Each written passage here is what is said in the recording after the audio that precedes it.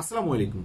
আমার আজকের এই ভিডিওটি শুধুমাত্র মালয়েশিয়ান প্রবাসীদের জন্য না। আমার আজকের এই ভিডিওটি হচ্ছে সারা বিশ্বে ছড়িয়ে ছিটিয়ে আছেন যতগুলো প্রবাসী আছেন সকলের উদ্দেশ্যে। আমি কথা দিচ্ছি এই যে বুকে হাত দিয়ে এই ভিডিওটি আপনাদের কাজে লাগবে, তাই পুরো ভিডিওটি আপনারা দেখবেন।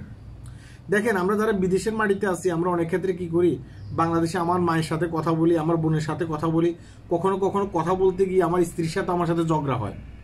পৃথিবীতে এমন কোনো ব্যক্তি নেই যে তার ফ্যামিলিতে ঝগড়া হয় না। ঝগড়া বিবাদ নিয়েই কিন্তু আমাদের এই পৃথিবী, আমাদের এই সংসার। মালয়েশিয়াতে একই রুমে দুজন ব্যক্তি থাকেন, একজনকে একজন খুব বেশি পছন্দ করেন।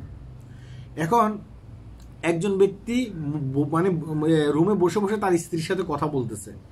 কথা বলতে বলতে এক পর্যায়ে তার স্ত্রীর সাথে তার ঝগড়া হয়েছে। ঝগড়া হওয়ার পরে সে কি করছে, তার স্ত্রীর সাথে সেই কথা বলে না, রাগ করে কথা বলে না। এখন ফাঁসের বেড়ে যে ব্যক্তিটা আছে সে বলতেছে কি, ঠিক আছে আমি তোর স্ত্রীর সাথে কথা বলি, রাগটা ভাঙিয়ে দিই। হ্যাঁ, কারণ এই চিন্তা ভাবনা করছে যে হ্যাঁ আমার বন্ধু রাগটা ভাঙিয়ে দেখ, পরে আমার স্ত্রীর সাথে আমি ফোনে আবার কথা বলবো। এখন সে কি করছে, তার স্ত্রীর নাম্বারটা ওই পাশের বাড়ির বন্ধুটাকে দিছে।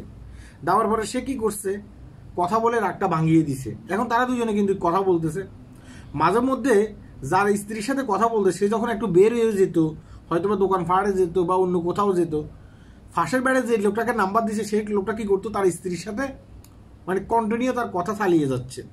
কথা বলতে বলতে মানে পাশের বেড়ের এই লোকটার সাথে তার একটা ঘনিষ্ঠ সম্পর্ক হয়ে গেছে মোবাইলের মাধ্যমে, ভালোবাসার সম্পর্ক হয়ে গেছে। হয়ে যাওয়ার পরে সে কি করছে, সে একদিন বাংলাদেশে চলে গেছে। এই লোকটাকে না জিজ্ঞাসা করে সে বাংলাদেশে চলে গেছে। যাইয়া তার স্ত্রীকে সে একটা শহরে ডেকে নিছে, ডেকে নিয়ে সেও ওই শহরে গেছে। তার স্ত্রী হাসাবি ধরে নিয়ে সে কাজী অফিসে বিয়ে করে ফেলছে। চিন্তা করছেন বিষয়টা?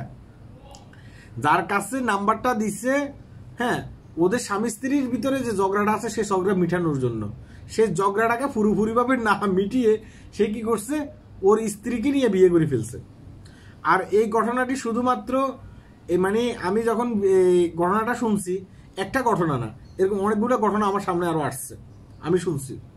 তো আমি বলবো যে আপনারা যারা বিদেশের মাটিতে আছেন, ঝগড়া বিবাদ যাই হোক না কেন ফ্যামিলির ভিতরে হতেই পারে ঝগড়া বিবাদ, নিজেরা মিটিয়ে নেওয়ার চেষ্টা করবেন।